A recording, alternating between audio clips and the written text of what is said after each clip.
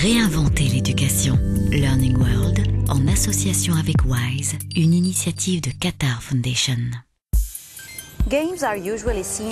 Une nouvelle génération de jeux est en train de se développer.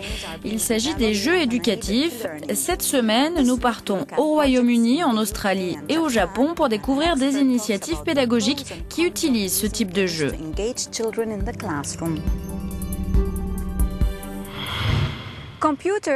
Les nouvelles technologies de l'information et de la communication font aujourd'hui partie du quotidien de millions de jeunes. Fort de ce constat, certains professeurs cherchent à intégrer ces nouveaux outils dans leurs cours. En biologie, par exemple, la 3D aide les étudiants à mieux comprendre les complexités du corps humain. Illustration dans ce reportage.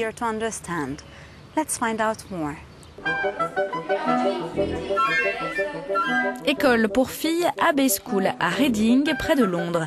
Lorsque les étudiantes entrent en classe de biologie, elles n'ouvrent pas de manuel scolaire, mais s'équipent de lunettes 3D. Originales certes, mais apparemment très efficaces pour comprendre le fonctionnement du corps humain. Depuis 2010, un nouveau dispositif pédagogique utilisant le système 3D a été mis en place et les résultats sont plus qu'encourageants. Quand j'ai commencé à enseigner les sciences, on n'avait qu'un tableau noir et on n'avait même pas de modèle.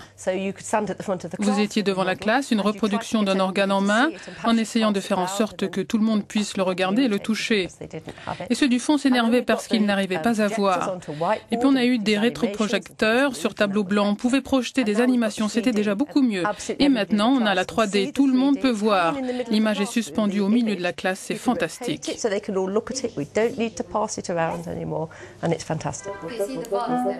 La 3D éducative semble avoir un bel avenir devant elle.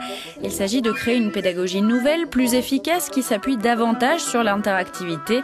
Pour le moment, les étudiantes manipulent les images grâce à la souris de l'ordinateur. Bientôt, elles pourront les toucher. C'est comme au cinéma, un film en 3D, c'est plus intéressant qu'un film en 2D. Ici, c'est pareil, je trouve qu'un cours de biologie en 3D, c'est beaucoup plus intéressant. C'est un peu comme jouer à la PlayStation comparé à des cours classiques avec des manuels qui peuvent être vraiment ennuyeux.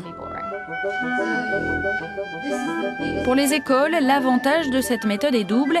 L'équipement 3D ne coûte pas plus cher qu'un équipement de rétroprojecteur classique. Il faut simplement acheter les lunettes. Et puis la technologie est très facile d'utilisation.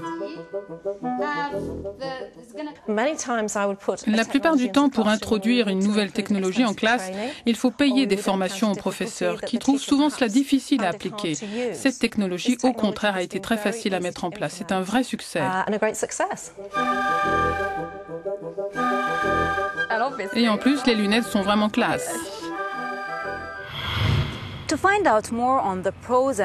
Pour arbitrer les pour et les contre de cette méthode d'apprentissage basée sur les jeux, nous avons interrogé le professeur Paul Pivec. Il va nous expliquer comment parents et professeurs peuvent aider les enfants à obtenir de meilleurs résultats en jouant à ces jeux. À l'université Joannum de Graz, le professeur Paul Pivec est un ardent défenseur des jeux éducatifs. Il développe notamment des univers virtuels pour apprendre les langues. En évoluant dans un environnement virtuel, les étudiants apprennent par l'expérience. Ils peuvent s'entraîner, participer à des simulations et ils s'amusent en plus. En particulier s'il s'agit de jeux éducatifs créés spécialement pour ça. Ils peuvent apprendre en s'amusant. Ce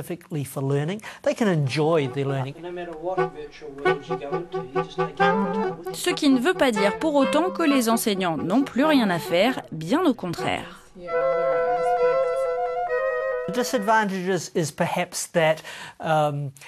L'inconvénient, ce qui risque d'arriver, c'est qu'un parent ou un professeur explique à un élève comment se servir de la technologie, puis le laisse faire tout seul.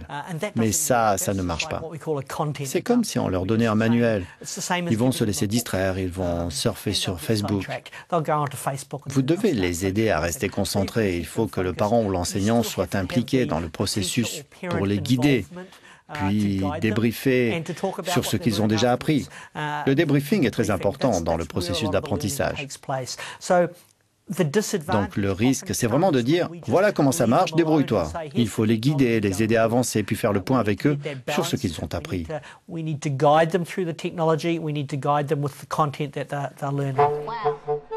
Finalement, les jeux éducatifs ne se substituent pas aux méthodes traditionnelles, mais au contraire viennent s'additionner à la palette d'outils dont dispose un enseignant pour accompagner ses élèves.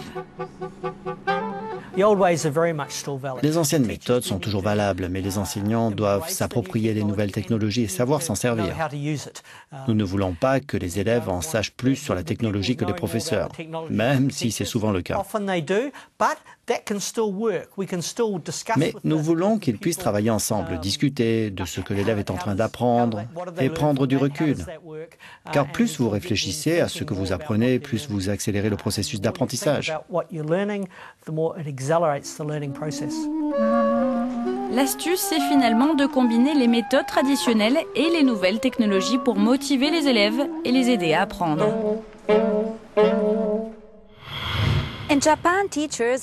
Au Japon, les enseignants ont transformé un jeu de cartes traditionnel, le karuta, en véritable outil pédagogique pour l'apprentissage de la langue et de la littérature. Nous avons suivi de jeunes Japonais qui suivent la voie de leurs ancêtres dans un concours de récitation de poèmes, une méthode très efficace pour stimuler leur mémoire. Partons à leur rencontre.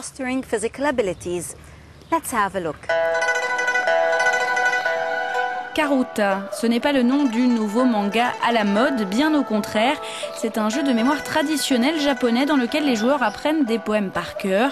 Le principe est très simple, il faut écouter le début d'un poème, puis lorsque le maître des jeux s'arrête, choisir la carte sur laquelle est écrit le vers suivant. Le gagnant est le joueur qui a été le plus rapide.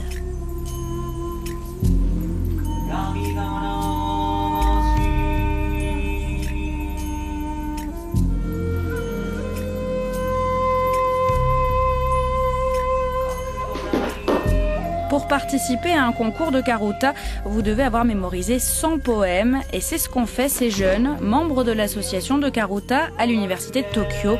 Au Japon, le karuta fait partie intégrante du programme scolaire.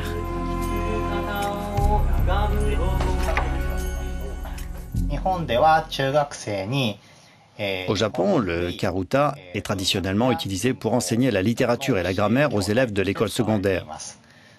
À l'étranger, le jeu est utilisé pour enseigner le japonais aux enfants qui débutent. Grâce au karuta, ils apprennent aussi la littérature et l'histoire du Japon. À la maison, les familles japonaises jouent souvent au karuta pendant les fêtes de fin d'année et la plupart des adultes peuvent citer des poèmes qu'ils ont appris à l'école lorsqu'ils étaient enfants. La signification du karuta va bien au-delà de l'interprétation de base. On peut interpréter les cartes de plusieurs manières.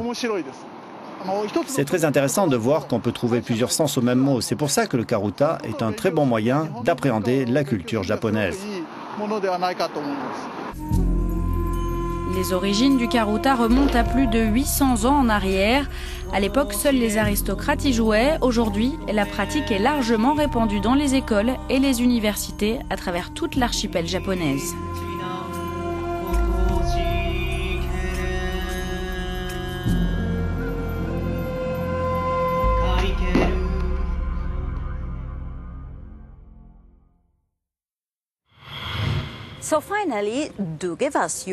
Que pensez-vous des jeux éducatifs? Nous attendons vos réponses et vos avis. Je vous donne rendez-vous la semaine prochaine. Learning World, en association avec WISE, une initiative de Qatar Foundation.